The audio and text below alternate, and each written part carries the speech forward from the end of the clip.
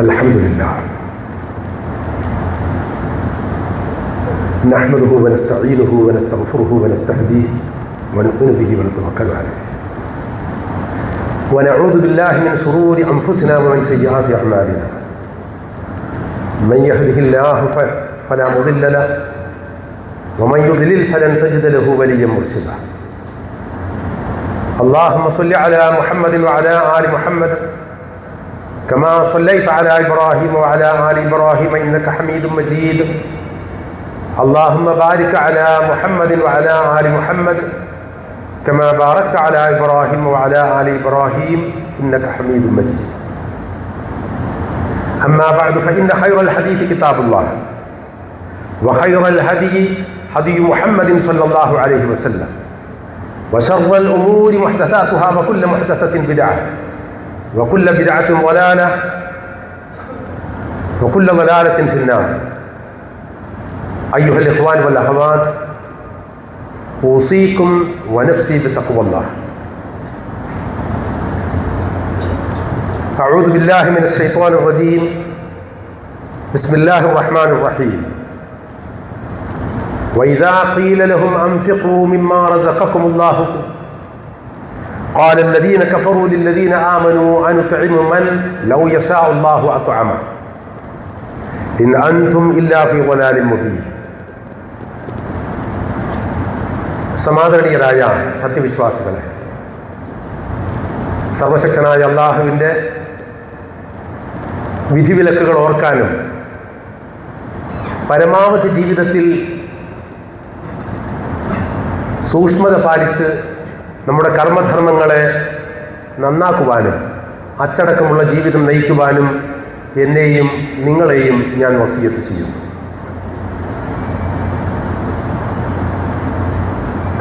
വിശുദ്ധ റമളാനിലെ കഴിഞ്ഞു പോയിക്കൊണ്ടിരിക്കുന്ന ദിനരാത്രങ്ങളിൽ പ്രധാനപ്പെട്ട ഒരു ദിവസമാണ് ഇന്നത്തേത്.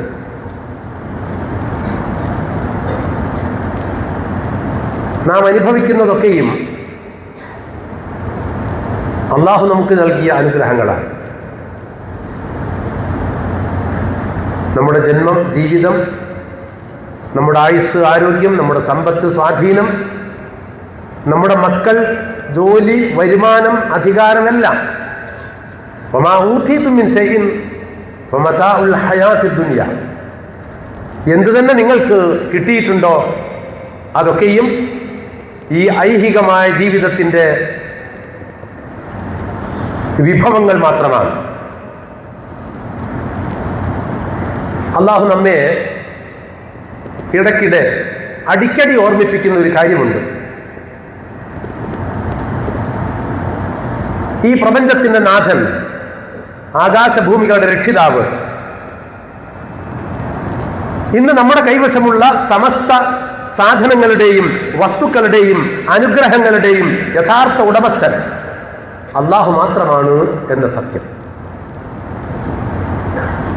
ആരാണ് നമ്മുടെ ജീവനുടമ എന്ന് ചോദിച്ചാൽ, ചിന്തിച്ചാൽ, ഒരു ചെറിയ പരീക്ഷണം വരുമ്പോൾ, എന്തിന്, നാം ഇട്ട ചെരുപ്പിന്റെ വാറൊന്ന് പൊട്ടുമ്പോൾ ഇന്നാ ലില്ലാഹി വ ഇന്നാ ഇലൈഹി റാജിഊൻ എന്ന് പറയാനുള്ള കൽപ്പന നമുക്ക് ലഭിച്ചതിന്റെ അടിസ്ഥാനം നമ്മുടേതായിട്ട് ഈ ദുനിയാവിൽ ഒന്നുമില്ല എന്നതാണ്. ഇപ്പൊ നാം പലതിൻ്റെയും കൈകാര്യകർത്താക്കളാണ്.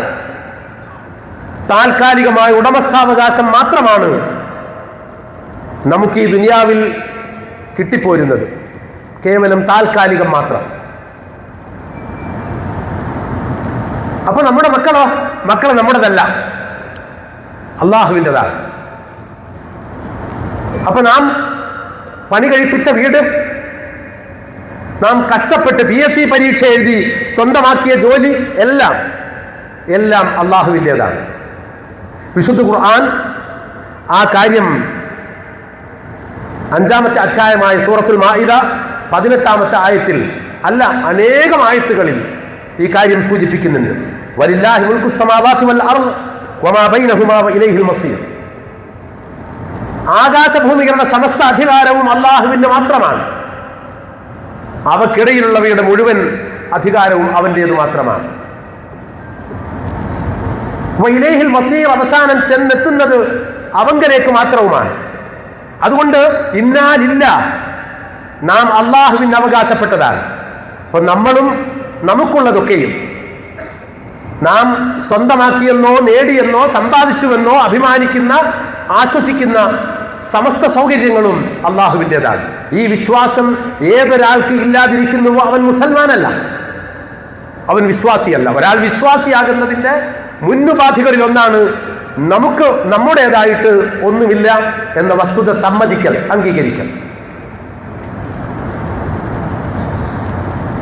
പറയട്ടെ, ഇനി ഈ ദുനിയാവിലെ നമ്മുടെ അനുഗ്രഹങ്ങളിൽ, ഈ ദുനിയാവിൽ നമ്മൾ അനുഭവിച്ചു വരുന്ന അനുഗ്രഹങ്ങളിൽ ഏറ്റവും പ്രധാനപ്പെട്ട ഒന്നാണ് സമ്പത്ത്. സമ്പത്തുമായി ബന്ധപ്പെട്ട ഇസ്ലാമിക ശരീഅത്തിന്റെ വിധികൾ പറയുന്നതിന് റമദാനുമായി പ്രത്യേകിച്ച് സാങ്കേതിക ബന്ധമൊന്നുമില്ല. സക്കാത്തുമായി പറയാൻ പ്രത്യേകിച്ചും യാതൊരു ബന്ധവും റമദാനിലില്ല. റമദാനും സക്കാത്തുമായി പ്രത്യേകിച്ച് യാതൊരു ബന്ധവുമില്ല. പക്ഷേ നമ്മുടെ ധനകാര്യ വർഷം, മുസ്ലിം ലോകത്തിന്റെ പൊതുവിലുള്ള ഒരു ധനകാര്യ കണക്ക് റമദാനുമായി ചേർത്ത് വെച്ച വിധത്തിലാണ്. അതുകൊണ്ട് നാം അതുമായി ബന്ധപ്പെട്ട ഗൗരവമുള്ള ഒരു സംഗതി നമ്മുടെ ആലോചനയ്ക്ക് കൊണ്ടുവരികയാണിന്ന്. ഞാൻ ഓതി വെച്ചത് 36-ാമത്തെ അധ്യായമായ സൂറത്ത് യാസീനിൽ നമ്മളിൽ അധിക പേർക്കും മനപ്പാഠമുള്ള ഒരായത്താണ്. വൈദാ ഖീല ലഹും അൻഫിഖൂ മിമ്മാ റസഖകുമുല്ലാഹ്, അള്ളാഹു നിങ്ങൾക്ക് തന്നില്ലേ, ആ തന്നതിൽ നിന്ന് നിങ്ങൾ ചെലവഴിക്കണം എന്ന കൽപ്പനയുണ്ട്, അത് പാലിച്ചേ പറ്റൂ എന്ന് അവരോട് പറഞ്ഞാൽ, ഖാലല്ലദീന കഫറൂ ലില്ലദീന ആമനൂ, വിശ്വാസം ഇനിയും വന്നിട്ടില്ലാത്തവർ, ഈമാൻ മനസ്സിൽ തെളിഞ്ഞിട്ടില്ലാത്ത ആളുകൾ പറയുക, വിശ്വാസികളുടെ മുഖത്ത് നോക്കി അവരുടെ നേരെ നോക്കി പറയുക, അനുതഇമു മൻ ലൗ യശാഉല്ലാഹു അത്അമഹു, നമ്മൾ എന്തിനാണ് ഇവർക്കൊക്കെ ആഹാരം കൊടുക്കുന്നത്? അല്ലെങ്കിൽ തന്നെ ഈ ആളുകൾക്ക് മുഴുവൻ തീറ്റ കൊടുക്കാൻ നമ്മളെ കൊണ്ട് പറ്റുമോ? അള്ളാഹു ഉദ്ദേശിച്ചിരുന്നുവെങ്കിൽ അവൻ തന്നെ നേരിട്ടങ്ങ് കൊടുക്കുമായിരുന്ന ആളുകൾക്ക് സമ്പത്തുണ്ട്, സൗകര്യമുണ്ട് എന്നതിന്റെ പേരിൽ നമ്മൾ എടുത്തു കൊടുക്കണം എന്ന് പറഞ്ഞാൽ അത് നടപ്പില്ല. ഇൻ അൻതും ഇല്ലാ ഫീ ളലാലിൻ മുബീൻ, വളരെ വ്യക്തമായ വഴികേടിലാണ് നിങ്ങൾ ഉള്ളത് എന്നുകൂടി അവർ പറയും. ഇത് അള്ളാഹുവിൽ വിശ്വാസമില്ലാത്ത, അള്ളാഹുവിന്റെ അനുഗ്രഹങ്ങളെ കുറിച്ച് തിരിച്ചറിവില്ലാത്ത ഒരാളുടെ സംസാരമാണ് എന്ന് കേൾക്കുമ്പോൾ തന്നെ മനസ്സിലാകുമല്ലോ. നമുക്കുള്ളത് പോലെ അവനും ഉണ്ടല്ലോ ആരോഗ്യം, അവന് പണിയെടുത്ത് ജീവിച്ചൂടെ? നമുക്കുള്ളത് പോലെ ബുദ്ധി അവനുമില്ലേ? നമുക്കുള്ളത് പോലുള്ള തന്റെ ഇടം അവനും അള്ളാഹു കൊടുത്തില്ലേ? ഇല്ല, അത് വെറുതെ തോന്നുന്നതാണ്. എല്ലാവർക്കും ഒരേ ബുദ്ധിയല്ല, എല്ലാവർക്കും ഒരേ തന്റെ ഇടമല്ല, എല്ലാവർക്കും ഒരേ സാമർഥ്യമല്ല, എല്ലാവർക്കും കാര്യം നടത്താൻ ഒരുപോലുള്ള മിടുക്കല്ല, എല്ലാവർക്കും വിദ്യാഭ്യാസ യോഗ്യതകൾ ഒന്നല്ല. അതൊരു വശത്ത് യാഥാർത്ഥ്യമായി നിൽക്കുന്നു. എന്നാൽ വിദ്യാഭ്യാസമുള്ള ആളുകൾക്ക് അവർക്കെല്ലാവർക്കും സാമ്പത്തിക ശേഷി ഉണ്ടാവണമെന്നുണ്ടോ? ഒരു നാട് തന്നെ മൊത്തത്തിൽ ഭരിക്കാൻ കഴിവുള്ള പലർക്കും, ഒരു രാജ്യത്ത് ജീവിക്കുന്ന പണ്ഡിതന്മാർക്ക്, അവിടെയുള്ള ദാർശനികർക്ക്, അവിടെയുള്ള ഭരണാധികാരികൾക്ക് സമ്പത്തുണ്ടായിക്കൊള്ളണമെന്നില്ല. ഇന്ത്യയിലെ ഭരണാധികാരികളെക്കാൾ വലിയ സമ്പന്നർ ഈ നാട്ടിലെ പ്രജകളുടെ കൂട്ടത്തിലുള്ളവരാണ്.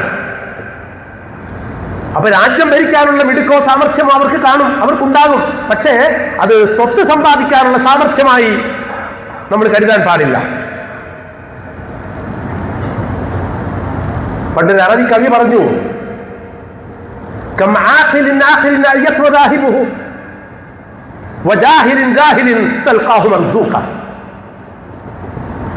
എത്രയോ ബുദ്ധിമാന്മാരായ ആളുകളുണ്ട് ഈ ലോകത്ത്, പക്ഷെ അവർക്ക് ജീവിക്കാൻ നിവൃത്തിയില്ല. ഉപജീവനത്തിന്റെ രണ്ടറ്റം മുട്ടിക്കാൻ അവർക്ക് പറ്റുന്നില്ല. വജാഹിലിൻ ജാഹിലിൻ, എത്രയോ അവിവേകികളും അജ്ഞരും വിദ്യാഭ്യാസമില്ലാത്തവരുമായ എത്രയോ ആളുകളുണ്ട്. തൽഖാഹു മർസൂഖ, എല്ലാ അനുഗ്രഹങ്ങളും അവർക്ക് നൽകപ്പെട്ടതായിട്ടാണല്ലോ നിനക്ക് കാണാൻ സാധിക്കുന്നത്.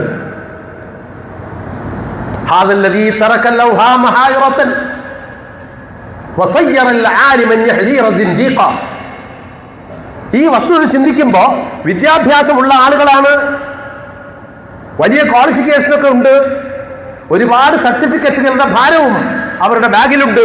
പക്ഷേ നിത്യവൃത്തി കഴിഞ്ഞു പോകാൻ നിവൃത്തിയില്ല. ഇത് വലിയ ചിന്തകരെയും പണ്ഡിതന്മാരെയും അമ്പരപ്പിക്കുകയും വലിയ പ്രതിഭാധനരായ ആളുകളെ നിരീശ്വരവാദികളാക്കുകയും ചെയ്തിട്ടുള്ള ഒരാശയമാണ്. ലോകത്തിന്റെ സ്ഥിതി അതാണ്. നാം ജീവിക്കുന്ന ഓരോ സ്ഥലത്തും ഓരോ മഹല്ലുകളിലും മുസ്ലിം സമൂഹം ജീവിക്കുന്നിടത്ത് നമുക്ക് വെറുതെ ഒന്ന് കണ്ണോടിക്കാം, അപ്പുറം ഇപ്പുറമൊക്കെ എന്താ സ്ഥിതി എന്ന്. അപ്പൊ നമുക്ക് മനസ്സിലാകും, അള്ളാഹു ചിലർക്ക് സമ്പത്ത്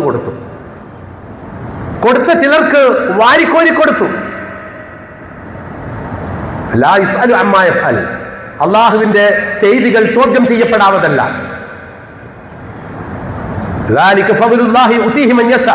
അള്ളാഹുവിന്റെ ഔദാര്യമാണൊക്കെയും, അവൻ ഉദ്ദേശിക്കുന്നവർക്ക് അത് കൊടുക്കും. പക്ഷേ സമ്പത്ത് കൊടുത്തവന് ആ സമ്പത്ത് പരീക്ഷണമാണ്, ദാരിദ്ര്യം കൊടുത്തവന് ദാരിദ്ര്യം പരീക്ഷണമാണ്, ആരോഗ്യം ലഭിച്ചവന് ആരോഗ്യം പരീക്ഷണമാണ്, രോഗം കിട്ടിയവന് രോഗം പരീക്ഷണമാണ്, അധികാരം കിട്ടിയവന് അധികാരം പരീക്ഷണമാണ്.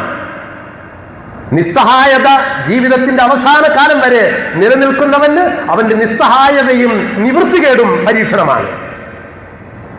എന്താണ് ഒരു മുസൽമാന് ജീവിതത്തിൽ പരീക്ഷണമല്ലാത്തത്? ഒന്നുമില്ല, എല്ലാം പരീക്ഷണമാണ്. വിശുദ്ധ ഖുർആൻ ആ കാര്യം ഇങ്ങനെ സൂചിപ്പിക്കുന്നുണ്ട്. ഇന്നമാ അംവാലുക്കും വഔലാദുക്കും ഫിത്ന. ആർക്കാ സമ്പത്തുണ്ടാകാൻ ആഗ്രഹമില്ലാത്തത്? നമ്മുടെ കൂട്ടത്തിൽ ആരെങ്കിലും ഉണ്ടോ? എനിക്ക് ഒരു പണവും വേണ്ട, നമ്മുടെ സ്വന്തം ആവശ്യങ്ങൾക്ക്, അടിസ്ഥാന പ്രശ്നങ്ങൾക്ക് പരിഹാരമായിട്ടുള്ള പണം പോലും എന്റെ കയ്യിൽ വേണ്ട എന്ന് വിചാരിക്കുന്ന ആരെങ്കിലും കാണോ? കൂട്ടത്തിൽ പറയട്ടെ, നമ്മുടെ ഈ പുതിയ തലമുറയുണ്ടല്ലോ, ന്യൂജൻ, അവരോടൊരു ജോലി ഉണ്ട് വേണോ എന്ന് ചോദിച്ചാൽ ആദ്യം ചോദിക്കും എത്ര ശമ്പളമുണ്ട്. ചെറിയ ശമ്പളമാണെങ്കിൽ അവർക്ക് ആ ജോലി സ്വീകരിക്കാൻ താല്പര്യമില്ല. പെട്ടെന്ന് പണമുണ്ടാകണം എന്നതാണ് മനുഷ്യന്റെ ഇപ്പോഴത്തെ പ്രത്യേകിച്ചുമുള്ള മോഹം. ഇന്നമാ അംവാലുക്കും വഔലാദുക്കും ഫിത്ന. നിങ്ങളുടെ സമ്പത്തും മക്കളും നിങ്ങൾക്ക് പരീക്ഷണമാണ്. സാധാരണ പറയും, നമ്മുടെ മക്കൾ നമുക്ക് അനുഗ്രഹമല്ലേ? അതെ, മക്കൾ അനുഗ്രഹമാണ്. കണ്ണിന് കുളിർമയല്ലേ? അതെ. അവസാന കാലത്ത് അവർ ആശ്രയമല്ലേ? അതെ അതെ, എല്ലാം സത്യമാണ്. പക്ഷേ അതിലുപരി ഒരു വിശ്വാസിക്ക് മക്കൾ, സമ്പത്ത് ഒക്കെ പരീക്ഷണമാണ്. എനിക്ക് കുറെ സമ്പത്ത് കിട്ടി, ആർക്കും അഹങ്കരിക്കാൻ അവകാശമില്ല. എനിക്ക് കുറെ മക്കളുണ്ട്, അങ്ങനെ വിചാരിക്കാനുള്ള അവകാശം പോലുമില്ല. ഖുർആൻ ആ കാര്യം വേറെ ചില സംഗതികളിൽ, സന്ദർഭങ്ങളിൽ പറഞ്ഞിട്ടുണ്ട്. നിങ്ങൾക്കും ചിലതൊക്കെ കേട്ട ഓർമ്മ കാണും. ഏതായിരുന്നാലും ഈ സമ്പത്തും ഈ സന്തതികളുമൊക്കെ നമുക്ക് അള്ളാഹുവിന്റെ താൽക്കാലികമായി ഈ ദുനിയാവിൽ നൽകിയിട്ടുള്ള അനുഗ്രഹങ്ങൾ മാത്രമാണ് എന്ന ബോധ്യത്തിൽ നിന്നാണ് നമ്മൾ ചില കാര്യങ്ങൾ തിരിച്ചറിയേണ്ടത്. എല്ലാവർക്കും വിശക്കുന്നുണ്ടല്ലേ? ഉണ്ട്, വിശക്കും. നട്ടുച്ച പിന്നിടുമ്പോ വിശക്കാത്തത് ആർക്ക്? ദാഹിക്കും. ആർക്കാ ദാഹിക്കാത്തത്? വിശപ്പും ദാഹവും ഔറത്തും മഞ്ഞും തണുപ്പുമൊക്കെ എല്ലാവർക്കും ഉണ്ട്.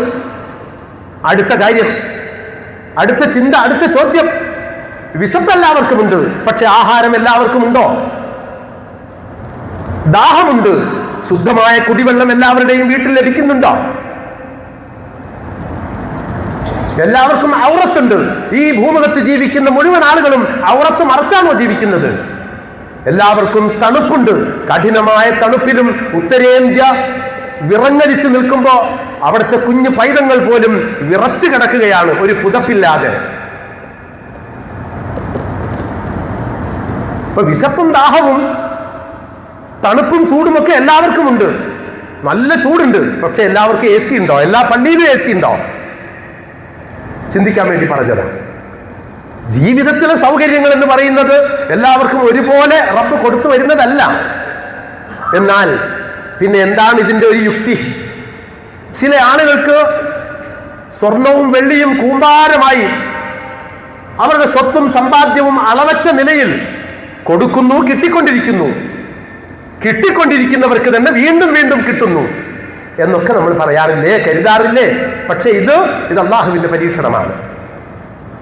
അതിന്റെ അർത്ഥം ഈ സമൂഹത്തിൽ, ഈ കൂട്ടായ്മയിൽ ഇരിക്കുന്ന ഒരു പാവപ്പെട്ടവന്റെ വിശപ്പിന് പരിഹാരം കാണേണ്ടത് അവന്റെ നാട്ടിൽ ജീവിക്കുന്ന സമ്പന്നനായ മനുഷ്യനാണ്. അവന്റെ തണുപ്പിനും അവന്റെ ചൂടിനും അവന്റെ വിശപ്പിനും അവന്റെ ദാഹത്തിനും സമ്പന്നർ പരിഹാരം കാണേണ്ടതുണ്ട്. അല്ലാതെ ഇത് അവനവന്റെ മിടുക്കുകൊണ്ട് കിട്ടിയതാണെന്ന് വിചാരിക്കാൻ നിവൃത്തിയില്ല.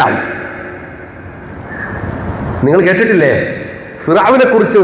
ഫിറഔൻ ആ കാലഘട്ടത്തിൽ ജീവിച്ചിരുന്ന ഖാറൂനെ കുറിച്ച് പറയുന്നു. ഖാറൂൻ ഫിറഔന്റെ സമകാലികനായി ജീവിച്ച ധനാഢ്യനായ അതിസമ്പന്നനായ ഖാറൂൻ.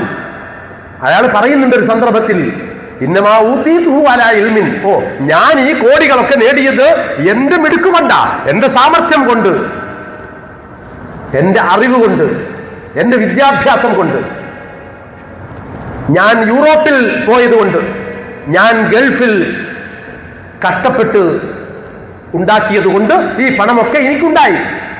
അങ്ങനെ വിചാരിച്ചാൽ നോക്കൂ നിങ്ങൾ, ഖാറൂനിന്റെ അതേ ചിന്ത പങ്കുവെക്കുന്ന ആളുകൾ ഇന്ന് ദുനിയാവിൽ പലയിടത്തും കാണുമായിരിക്കും. പക്ഷെ അവർ മുസ്ലിം അല്ല. അഥവാ ഒരു മുസ്ലിമിന് ആ തരത്തിൽ ചിന്തിച്ച് മുന്നോട്ട് പോകാനാവില്ല. എനിക്ക് ഇതൊക്കെ എന്റെ കഴിവ് കൊണ്ട് കിട്ടിയതാണ് എന്നൊരാൾ വിചാരിക്കുന്നിടത്ത് അയാൾ ഇസ്ലാമിൽ നിന്ന് കൂടുമാറുന്നു.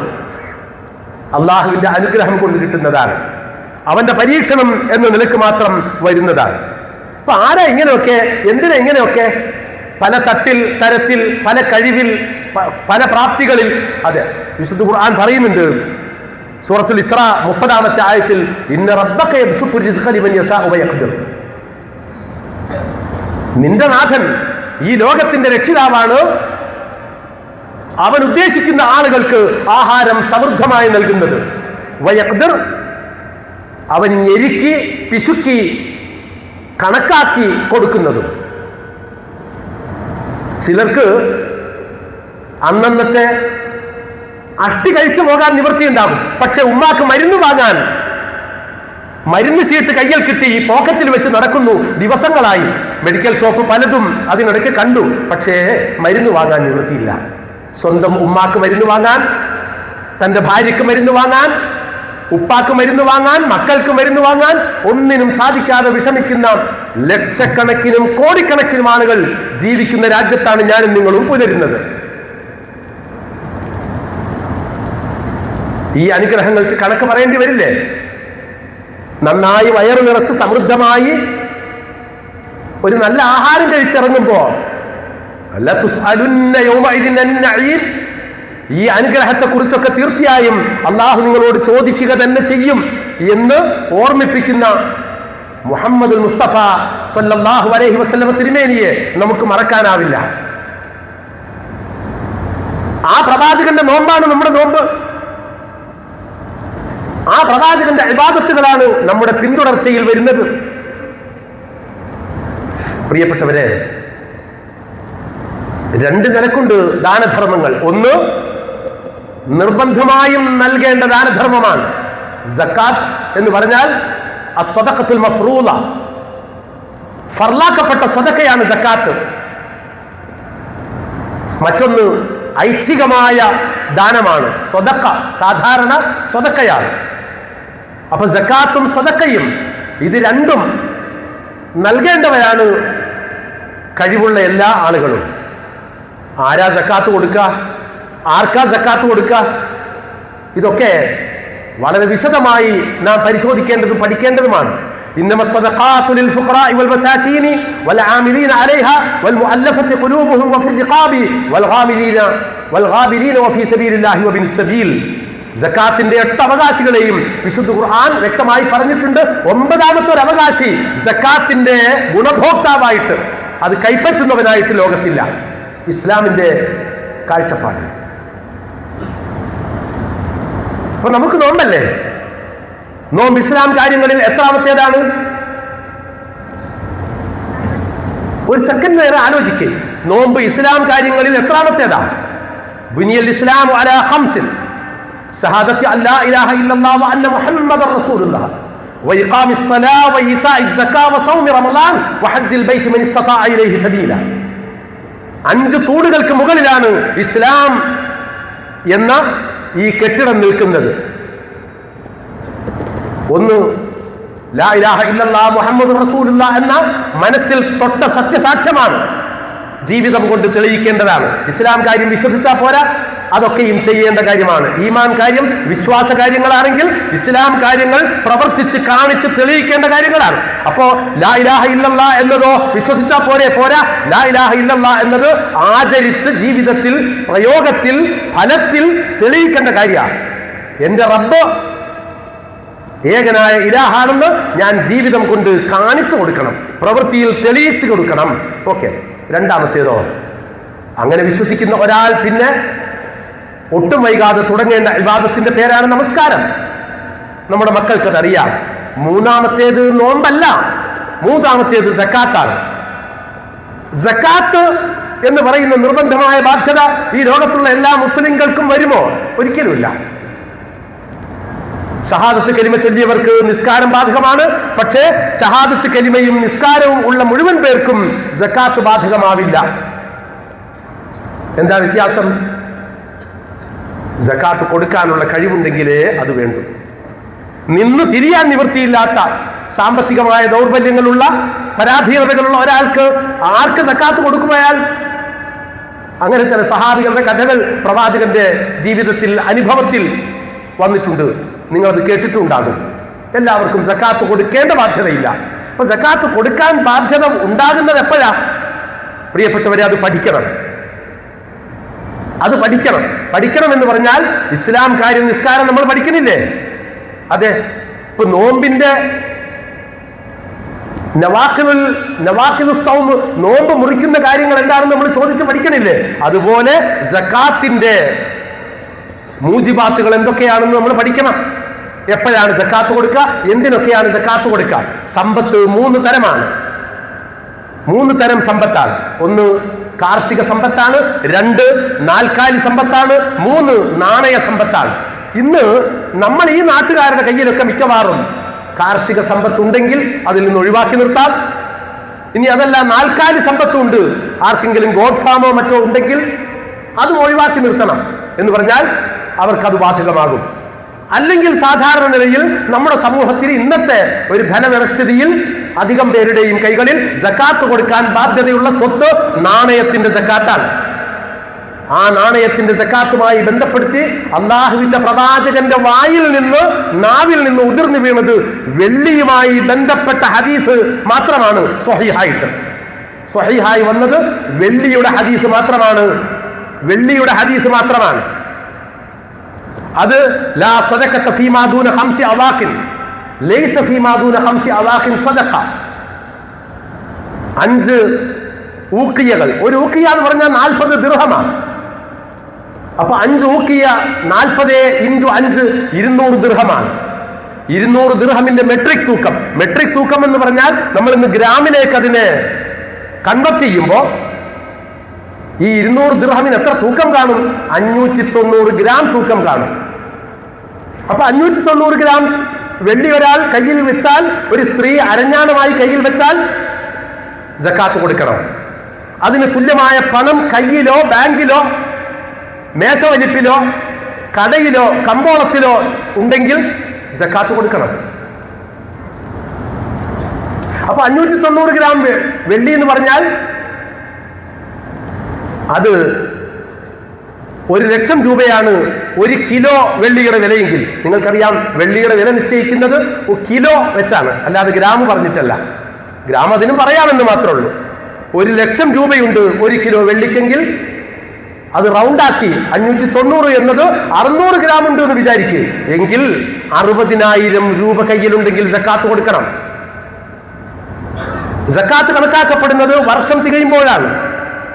ഒരു വർഷം അവസാനം 60,000 രൂപ കയ്യിലുള്ളവർ അതിന്റെ 1/40 അഥവാ 2.5%, 2.5% സക്കാത്ത് കൊടുക്കണം. അപ്പൊ സ്വർണത്തിനോ? പ്രിയപ്പെട്ടവരെ, ആലോചിക്കാൻ വേണ്ടി ഞാൻ പറയുകയാണ്, ആലോചിക്കാൻ വേണ്ടി. സ്വർണവുമായി ബന്ധപ്പെട്ട ഹദീസ് സ്വഹീഹായി വന്നിട്ടില്ല എന്നാണ് മുസ്ലിം ലോകത്തിന്റെ അഭിപ്രായം. സ്വർണവുമായി ബന്ധപ്പെട്ട ഹദീസ് സ്വഹീഹല്ല. ഏതിന്റെ? നമ്മൾ പറയില്ലേ, ഈ 10.5 പവനും 1 ഗ്രാമും 85 ഗ്രാം, അതിന്റെ ഹദീസ് സ്വഹീഹായി വന്നിട്ടില്ല എന്ന് KNM 1993 പ്രസിദ്ധീകരിച്ചിട്ടുള്ള സക്കാത്തുമായി ബന്ധപ്പെട്ട കുറിപ്പിൽ തന്നെ വന്നിട്ടുള്ളതാണ്.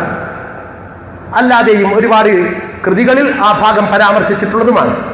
അപ്പോ 10.5 പവൻ സ്വർണം എന്ന് പറഞ്ഞാൽ, ഞാൻ അതിന്റെ ഒരു ചെറിയ പ്രശ്നം, അത് നിങ്ങളുടെ മനസ്സിൽ അതിന്റെ ഒരു സ്പാർക്ക്, ആ വിഷയത്തിന്റെ ഒരു മിന്നലാട്ടം ഉണ്ടാകാൻ വേണ്ടി മാത്രം പറയാം. 60,000 രൂപ നിങ്ങളുടെ കയ്യിലുണ്ടെങ്കിൽ നിങ്ങൾ വെള്ളിക്ക് സക്കാത്ത് കൊടുക്കണം. 60,000 രൂപയ്ക്കുള്ള സ്വർണം കയ്യിലുണ്ടെങ്കിലും സക്കാത്ത് കൊടുക്കണം. 60,000 രൂപ കയ്യിലുണ്ടെങ്കിൽ സക്കാത്ത് കൊടുക്കണം. നമ്മുടെ പലചരക്ക് കടയിലോ ബി ക്ലാസ് കടയിലോ സ്റ്റേഷനറിയിലോ 60,000 രൂപയ്ക്കുള്ള സാധനങ്ങൾ ഉണ്ടെങ്കിലും സക്കാത്ത് കൊടുക്കണം.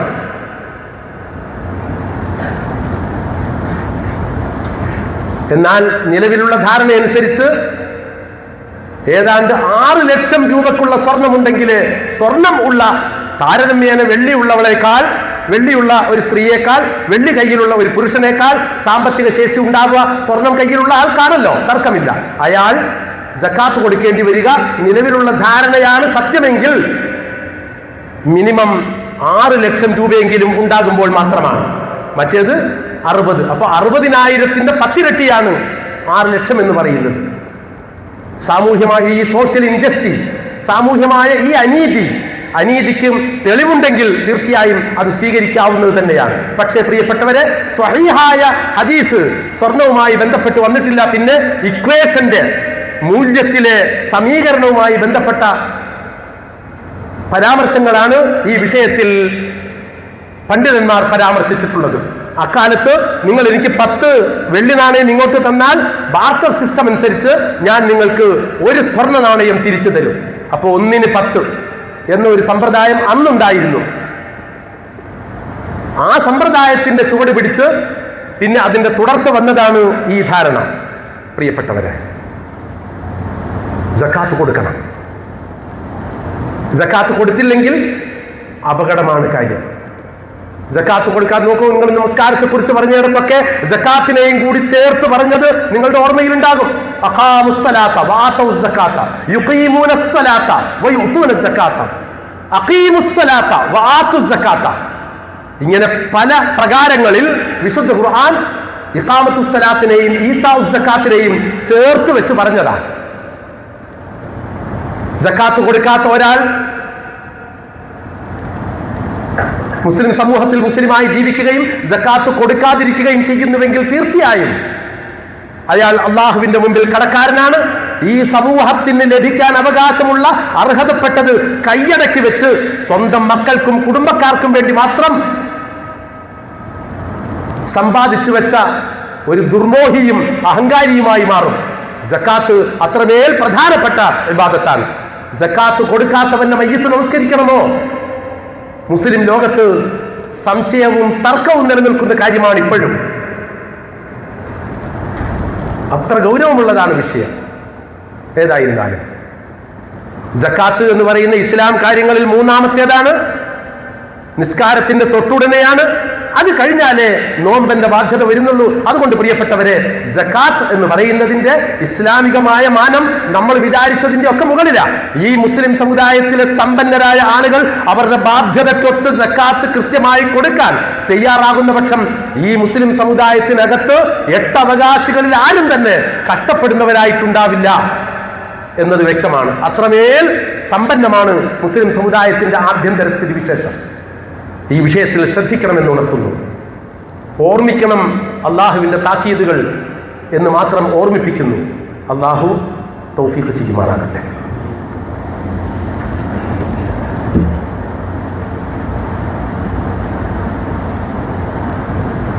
അൽഹംദുലില്ലാഹ് അസ്സലാത്തു വസ്സലാമു അലാ റസൂലില്ലാഹ് വൽ ആഖിബത്തു ലിത്തഖ്വ വൗസീകും വനഫ്സി ബിത്തഖ്വല്ലാഹ്. അള്ളാഹുവിന് വഴിപ്പെട്ട് ജീവിക്കുവാൻ എന്നെയും നിങ്ങളെയും ഞാൻ വസിയത്ത് ചെയ്യുന്നു, ഓർമ്മപ്പെടുത്തുന്നു. പ്രിയപ്പെട്ടവരെ, അഊദു ബില്ലാഹി മിനശ് ശൈത്വാനിർ റജീം. ബിസ്മില്ലാഹിർ റഹ്മാനിർ റഹീം. ഫലാ തുഅ്ജിബ്ക അംവാലുഹും വലാ ഔലാദുഹും ഇന്നമാ യുരീദുല്ലാഹു ലിയുഅദ്ദിബഹും ബിഹാ വതസ്ഹഖ അൻഫുസുഹും വഹും കാഫിറൂൻ. സൂറത്ത് തൗബയിലെ 55-ാമത്തെ ആയത്ത്. പ്രവാചകൻ സല്ലല്ലാഹു അലൈഹി വസല്ലമയോട് അള്ളാഹു ഓർമ്മിപ്പിക്കുന്നത്, അവരുടെ ഈ സ്വത്തും അവരുടെ ഈ മക്കളും ഇതൊക്കെ നിന്നിൽ ഒരു കൗതുകവും ഉളവാക്കി കൂടാത്തതാണ്.